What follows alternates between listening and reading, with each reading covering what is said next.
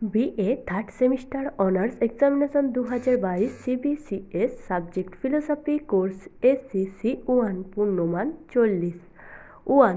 নিচের যে কোনো 5টি প্রশ্নের উত্তর দাও যার মান 2 করে। এ.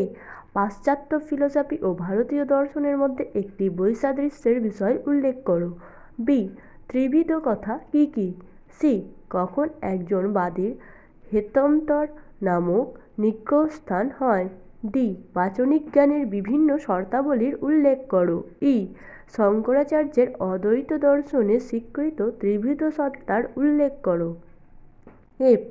ভারতীয় জ্ঞানতত্ত্বে প্রমেয় শব্দটি কিভাবে ব্যবহৃত হয়? জি. কান্টের মতে জ্ঞানের গঠন প্রক্রিয়ায় ইন্দ্রিয়বৃত্তির ভূমিকা কী? এইচ.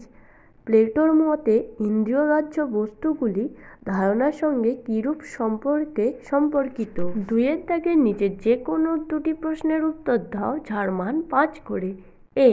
পাশ্চাত্যের ফিলোসফি ও প্রাচ্যের দর্শনের অনুসন্ধানের কয়েকটি সাধারণ বিষয়বস্তু প্রকাশ করো। বি. প্লেটো স্বীকৃত পরম সত্তার প্রকৃত একটি সংক্ষিপ্ত বিবরণ দাও। সি. অদ্বৈত সত্তাতত্ত্বে জগতের অবস্থান ব্যাখ্যা করো। ডি. ন্যায় দর্শনে স্বীকৃত সাধর্ম সমা জাতির ধারণাটি উদাহরণ সহযোগে বিবৃত করো। 3. নিচের যে কোনো 2টি প্রশ্নের উত্তর দাও যার মান 2 করে। এ.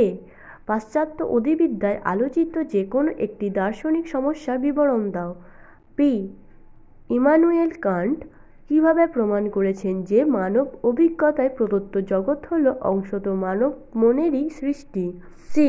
নৈয়ায়িকদের অনুসরণ করে বাকছল ও সামান্যছলের ধারণা দুটির বিস্তারিত বর্ণনা দাও। ডি. সাংখ্য দর্শনের দ্বৈতবাদী বস্তুবাদটি উপস্থিত করো। যদি তোমাদের আরও অন্য কোনো সেমিস্টারের কোয়েশ্চেন পেপার দরকার হয় তাহলে আমাদের কমেন্টের মাধ্যমে জানাতে পারো। ধন্যবাদ সবাইকে। Junior education.